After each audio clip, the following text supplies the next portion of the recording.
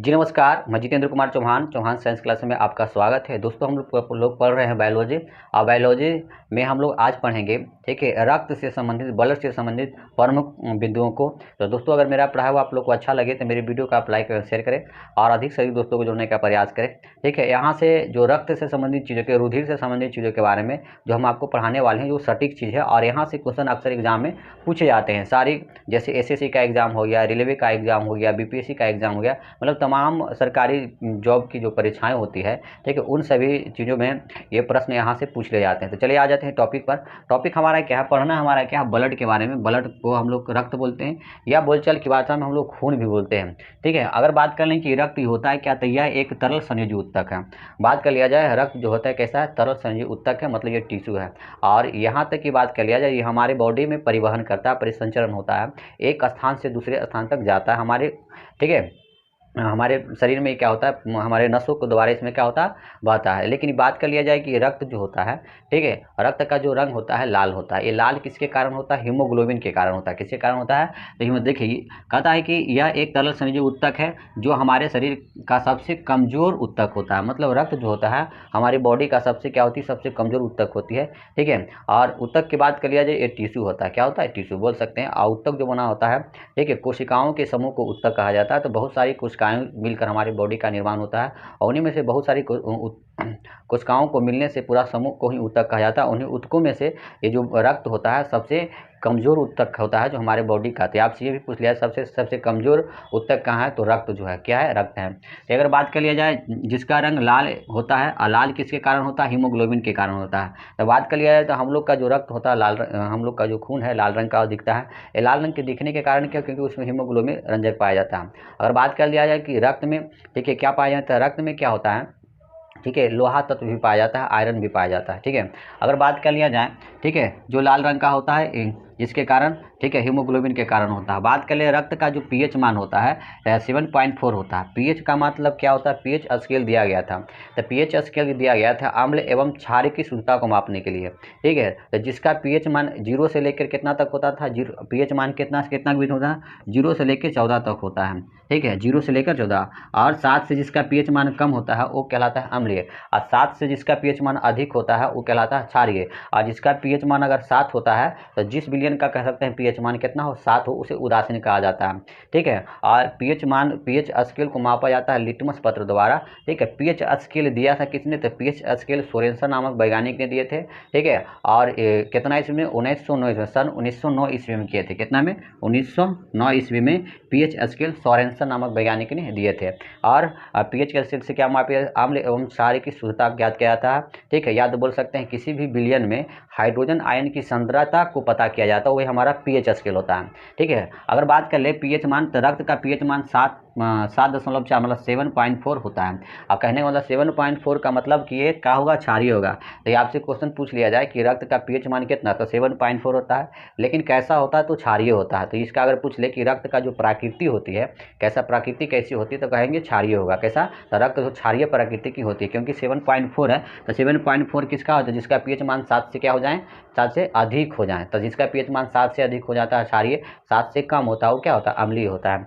अगर बात कर लें रक्त का, ठीक है, रक्त का जो अध्ययन किया जाता है, तो रक्त का अध्ययन को क्या कहते हैं, तो रक्त का अध्ययन को कहते हैं हीमाटोलॉजी कहते हैं। क्या कहते हैं, हीमाटोलॉजी के नाम से जाना जाता है। तो आपसे पूछे रक्त के अध्ययन को क्या कहते हैं, हीमाटोलॉजी कहा जाता है। अगर यहीं पर बात कर लें, यहाँ पर एक क्वेश्चन और आता है, तो रक्तचाप किससे मापी जाती है, तो रक्तचाप जो मापी जाती है स्फिग्मोमैनोमीटर से। किससे मापी जाती है, स्फिग्मोमैनोमीटर से रक्तचाप को क्या होती है, मापी जाती है। अगर बात कर लिया जाए आगे रक्त के बारे में, तो देखिए रक्त क्या है, रक्त के द्वारा हमारे शरीर के भीतर विभिन्न पोषक पदार्थों, हार्मोन, श्वसनीय गैसें जैसे O2 एवं कार्बन डाइऑक्साइड का परिसंचरण होता है। मतलब रक्त के द्वारा क्या क्या हो सकता है, तो रक्त हमारे बॉडी में क्या करता है, हमारे शरीर में क्या आता है, कहता है कि शरीर के भीतर विभिन्न पोषक पदार्थ, मतलब अलग अलग पोषक पदार्थों को, जैसे हार्मोन को, श्वसनीय गैस जैसे ऑक्सीजन एवं कार्बन डाइऑक्साइडों का क्या करता है, परिसंचरण होता है। ठीक है, इसका क्या होता है, हमारे बॉडी में आवागमन मतलब परिसंचरण बहता है। ठीक है, परिसंचरण होता है किसका है, O2 और कार्बन डाइऑक्साइड को। ठीक है, अगर बात कर लें, ठीक है, कि एक स्वस्थ व्यक्ति के शरीर में लगभग 5 से 6 लीटर रक्त होता है। और जो स्वस्थ व्यक्ति होती है, स्वस्थ मानव जो होता है उसमें, ठीक है, पुरुषों में जो होती है 5 से 6 लीटर होती है। लेकिन महिलाओं में बात कर लिया जाए तो महिलाओं में क्या होती है, पुरुषों की अपेक्षा 1 लीटर क्या होता है, कम पाया जाता है। मतलब कहने का मतलब है कि एक स्वस्थ व्यक्ति के शरीर में 5 से 6 लीटर रक्त हो रहता है, और महिलाओं में यह 4 से 5 लीटर तक ही रहता है। मतलब महिला में 1 लीटर कम होता है, 4 से 5 लीटर के आसपास महिलाओं में पाई जाती है, और पुरुषों में कितना, 5 से। तो यहाँ से भी क्वेश्चन आ सकता है कि मानव में या पुरुषों में रक्त की मात्रा या स्वस्थ व्यक्ति में रक्त की मात्रा कितनी होती है, तो 5 से 6 लीटर होती है। और महिला की बात कर लिया तो कितना होता है, तो 4 से 5 लीटर तक ही होता है। अगर बात कर लिया जाए यहाँ पर रक्त हमारे शरीर के कुल वजन का, ठीक है, 7.8%, ठीक है, कहने का मतलब 7 से, ठीक है, 7.8% या 1/10वां भाग होता है। कितना भाग होता है, 1/10वां, सॉरी। कहता है कि रक्त हमारे शरीर के कुल वजन का लगभग 7 से 8%, कितना, पॉइंट नहीं है यहाँ, 7 से कितना होगा, 7 से 8%, या बोल सकते हैं 1/11वां भाग होता है हमारे बॉडी का, ठीक है।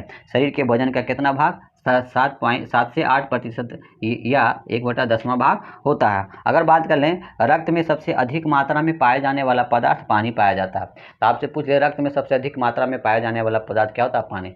इसके अलावा रक्त के अंदर बहुत सारे संघटक पाए जाते हैं, जैसे आरबीसी होता है, डब्ल्यूबीसी होता है, प्लेटलेट्स होता है, प्रोटीन होता है, तीन सभी चीज़ें पाई जाती है। आरबीसी की अगर बात कर दे तो आरबीसी को बोला जाता है, ठीक है, रेड ब्लड सेल। और रेड ब्लड सेल, इसका जीवन लाल रक्त कहा जाता है। तो लाल रक्त का जो जीवन काल होता है हमारी बॉडी में 120 दिन का होता है। और डब्ल्यूबीसी को बोलते हैं व्हाइट ब्लड सेल। ये जो होती है हमारी बॉडी में 1 से कितने दिनों तक होता है, 4 दिनों तक क्या होता है, ये जीवित रहता है। इसे हमारी कोशिकाओं को सैनिक के नाम से जाना जाता है, क्योंकि हमारे ब्लड में, ठीक है, हमारे ब्लड में जो भी सूक्ष्म बैक्टीरिया ये सब जो होता है उसको मारने में सक्षम होता है, जिसके कारण वो 1 से 4 दिन में ही नष्ट हो जाते हैं, ठीक है। तो डब्ल्यूबीसी का जीवन काल 1 से 4 दिन, और आरबीसी मतलब लाल रक्त का जीवन काल, डब्ल्यूसी को बोलते हैं श्वेत रक्त कणिकाएं भी बोली जाती है, ठीक है। अगर बात कर लिया जाए कि प्लेटलेट्स का, प्लेटलेट्स हमारे बॉडी में पाया जाता है। और प्लेटलेट्स का काम क्या है, रक्त को थक्का बनाना।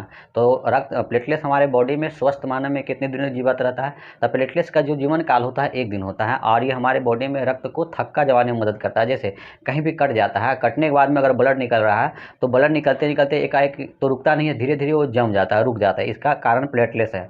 अगर जिसमें प्लेटलेट जितना ज़्यादा हेल्दी होगा, जितना ज़्यादा स्वस्थ होगा, उसका ब्लड उतना ही जल्दी रुक जाएगा कटा हुआ भाग से, ठीक है। तो प्लेटलेट्स जो होती है रक्त को थक्का बनाने में मदद करती है। अगर बात कर ले कुछ विटामिन का, तो विटामिन के जो होता है रक्त को थक्का जमाने में मदद करता है, ठीक है। अगर बात कर लिया जाए कि रक्त का कार्य के बारे में, रक्त का कार्य, ठीक है, बाकी इसके संगठन के बारे में अलग से वीडियो हम बना देंगे, ठीक है। वीडियो लंबा ना हो इसलिए हम यहाँ पर इसके अवयवों के बारे में नहीं पढ़ा रहे हैं, ठीक है। अगर बात कर लिया जाए कि रक्त में क्या होती है, रक्त में प्लाज्मा भी पाई जाती है। प्लाज्मा जो होती है लगभग रक्त का 55%, 55 से लेकर 60% क्या होती है, प्लाज्मा पाई जाती है हमारी बॉडी में, ठीक है, हमारे बॉडी के रक्त में, ठीक है। तो रक्त में जो होती है प्लाज्मा पाई जाती है लगभग कितना प्रतिशत, लगभग 55 से लेके 60% के आसपास क्या पाई जाती है, प्लाज्मा पाई जाती है, ठीक है। अगर बात कर लिया जाए कि रक्त का कार्य क्या, मतलब रक्त कौन कौन सा कार्य करता है हमारी बॉडी में, तो देखिए कार्य क्या करता है। पहला कार्य, इसके निम्नलिखित कार्य हो सकते हैं। तो पहला कार्य को हम लेकर आए हैं, तो शरीर के ताप को संतुलन करना, मतलब इसका काम क्या है, शरीर के ताप को संतुलन बनाए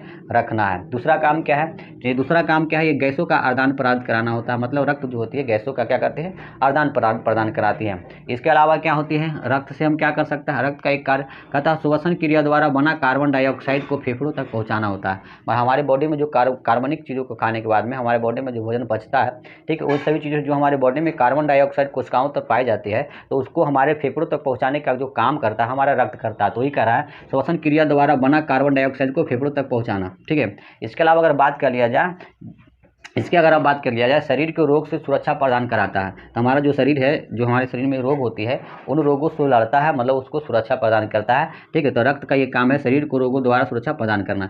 इसके अलावा बात कर लिया जाए तो रक्त को थक्का जमाने में मदद करता है। तो वो कौन सा भाग है, तो देखो कौन सा एंजाइम द्वारा, तो देखो फाइब्रिनोजेन जो एंजाइम्स होती है ये रक्त को क्या करती है, थक्का कर देता है, रक्त को क्या करता है, थक्का कर देता है। तो ये हो गया रक्त का कार्य, रक्त कौन कौन सी कार्य कर सकती है, ठीक है। तो इन सभी चीज़ों के बारे में हम आपको बताएं। अगर मेरा पढ़ा हुआ आप लोग को अच्छा लगता हो तो मेरे वीडियो को आप लाइक एवं शेयर करें, अधिक से अधिक दोस्तों को जोड़ने का प्रयास करें, ठीक है। अब इसके हम संगठन के बारे में पढ़ेंगे, आरबीसी के बारे में पढ़ेंगे, डब्ल्यूबीसी के बारे में पढ़ेंगे, ठीक है, प्लेटलेट्स के बारे में पढ़ेंगे, सबको बारी बारी से अध्ययन करेंगे, ठीक है। अगर मेरा पढ़ा हुआ आप लोग को अच्छा लगे तो मेरे वीडियो को लाइक एवं शेयर करें। वीडियो लंबा ना हो इसलिए यहीं तक, धन्यवाद।